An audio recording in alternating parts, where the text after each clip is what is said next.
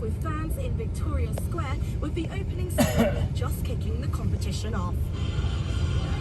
People I've spoken to have come from all over the UK and the world to be here. An estimated 1 billion expected to tune in across the globe to see a ceremony showing the best of this city and the 72 nations and territories taking part. We can expect music from Duran Duran and a track supplied by UB40 to welcome the athletes into the Alexander Stadium.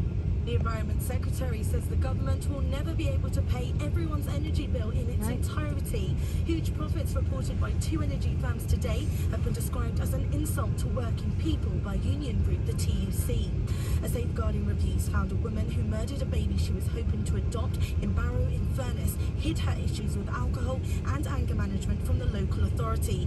Laura Castle was sentenced in May to at least 18 years behind bars for the death of one-year-old Leland James Corkle in January last year.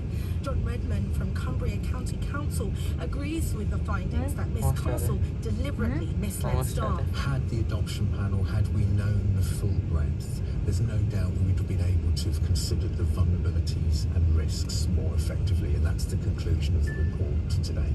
The parents of brain-damaged 12-year-old Archie Battersby have failed to persuade the Supreme Court to stop his life support treatment being turned off. They've been exploring multiple legal options. The NHS is closing its only gender identity clinic for children after being told having just one provider isn't safe.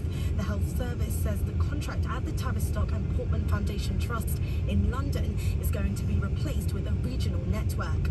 And Love Island bosses say they're going to review the series following complaints to the regulator. Ofcom says it received more than 5,000 reports in the last 2 weeks. From Sky News, I'm Freda Silver. Northern Ireland's #1 for music.